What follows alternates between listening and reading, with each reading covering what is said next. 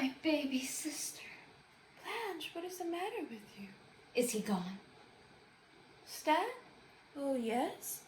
Will he be back? Oh, I was gone to get the car greased. Why? Why? Stella, I've been half crazy. When I found out you were insane enough to come back here after what happened, why, I started to rush in after you. Well, I'm glad you didn't. How could you come back here after what happened last night? Answer me! Answer me! Blanche, sit down and stop yelling. All right, Stella. I will sit down and repeat the question quietly.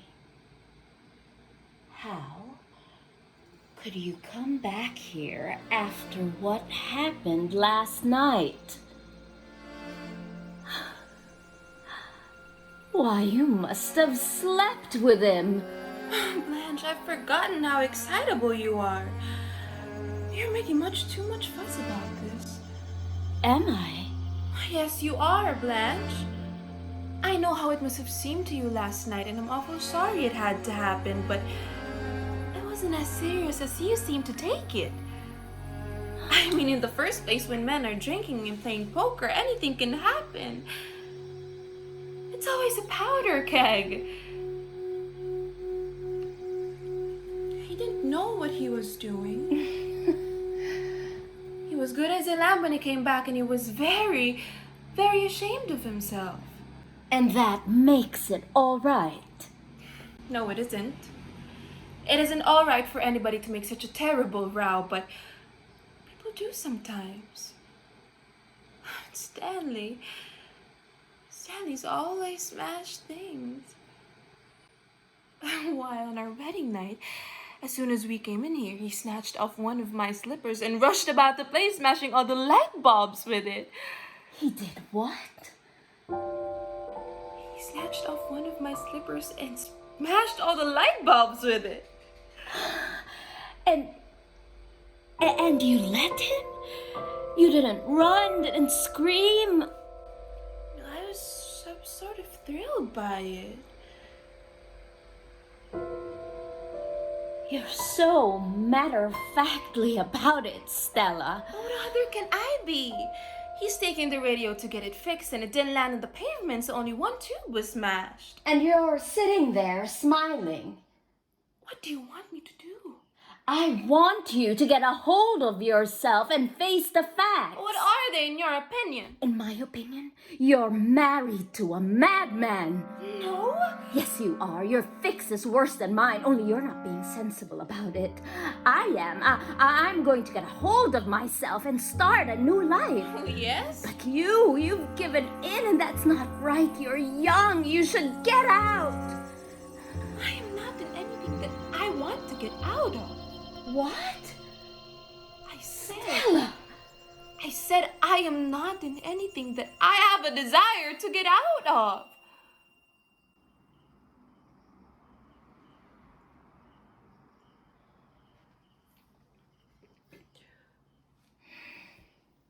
Look at the mess in this room. And those empty bottles. He promised me this morning that he was going to quit having these poker parties, but you know how long such a promise can keep? Well, I guess it's his pleasure. Like mine. Movies and bridge. People have got to tolerate each other's habits, I guess.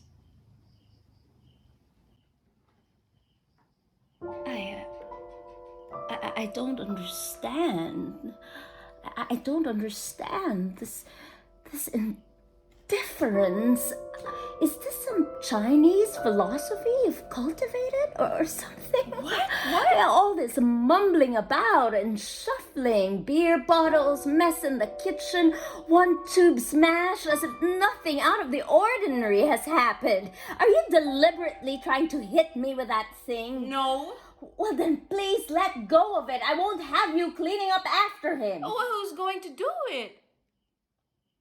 Are you? I? No, I didn't think so.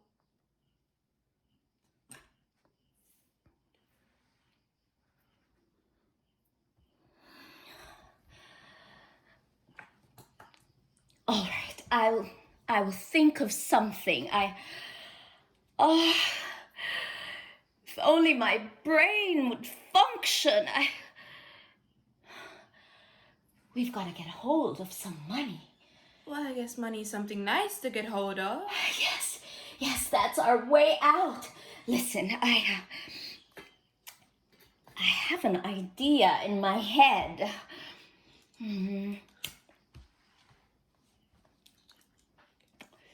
Do you remember Shep Huntley? No.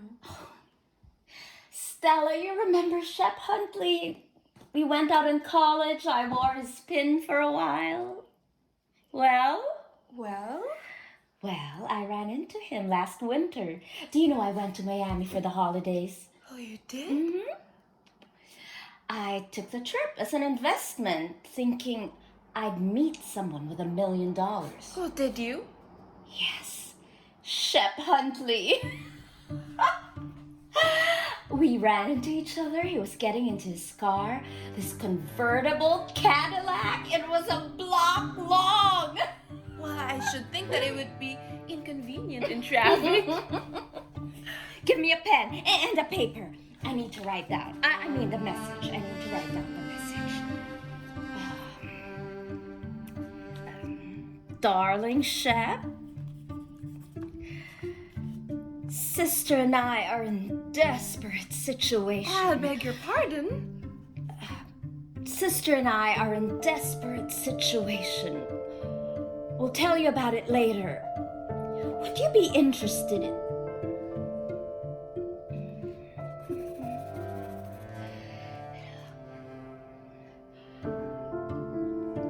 Would you be interested in...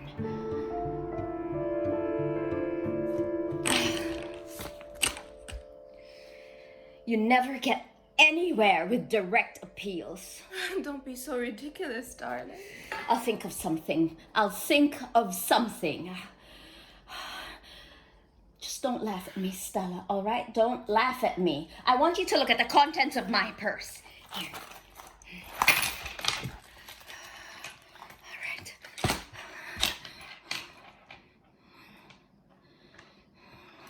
65 measly cents in coin of the realm. Oh, Stanley doesn't like giving me allowance. He likes to pay bills himself, but this morning he gave me $10 to smooth things over. Here, take 5 and I'll take the rest. No! I know how it helps your morale just to have a little pocket on you. No, thank you. I'd rather take to the street. Oh, talk sense. How did you get so low on funds? Well, money, it goes places. Sometime today, I need to get hold of a bromo. I'll fix you one now. No, I have to think. I wish you'd just let things go, Blanche. Even just for a while. Stella, I can't live with him. You can. He's your husband, but how can I after what happened last night with only the curtain separating us? You saw him at his worst last night. On the contrary, I think I saw him at his best. What such a man has to offer is animal force, and he gave a wonderful exhibition of that. But to live with such a man, you have to sleep with him. And that's your job, Stella, not mine. After you've rested a little, you'll see that everything is going to work out. I'll think of something. I'll think of a plan to get us both out. You take it for granted that I am in anything that I want to get out of. I can't believe you're in earnest. I'm not going to say anything at all more about it. All right, then don't.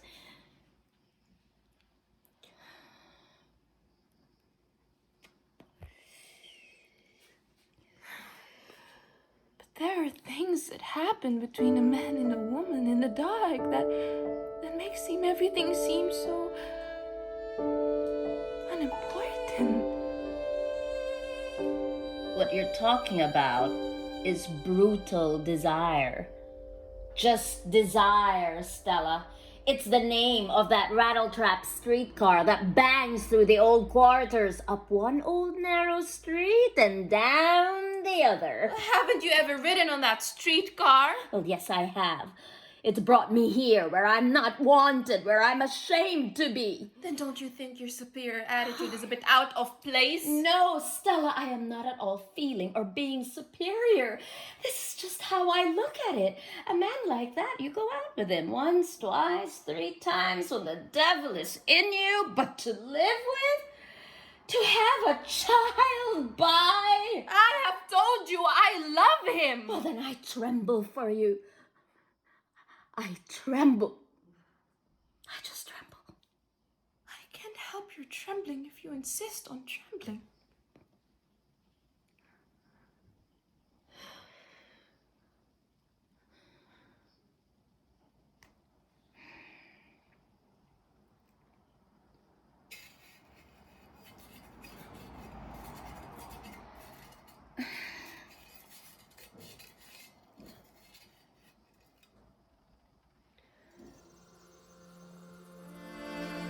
May I speak plainly? Yes, do go ahead. Speak as plainly as you want to. Well,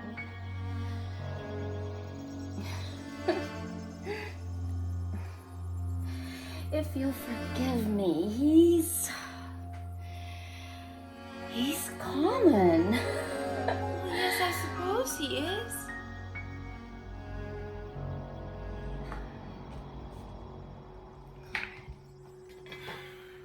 Go on and say it all, Blanche.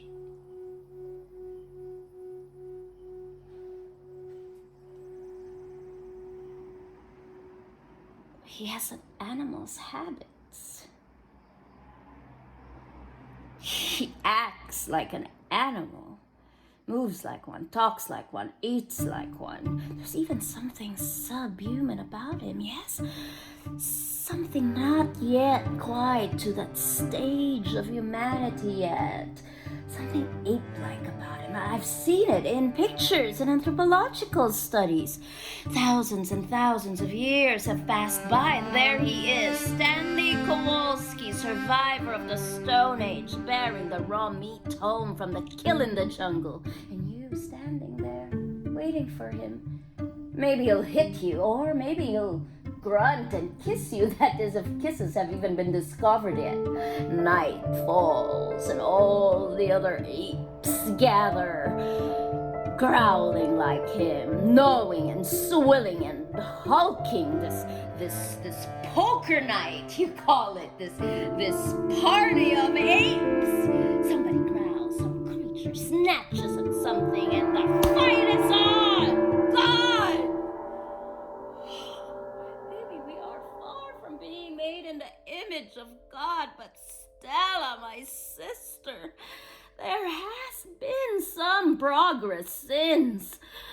Such things as art and music and poetry, such new things have come into this world, and in some kinds of people, some tender feelings have had new beginnings that we must make grow and cling to and hold as our flag in this dark march toward whatever it is that we're approaching. Don't hang back with the brutes.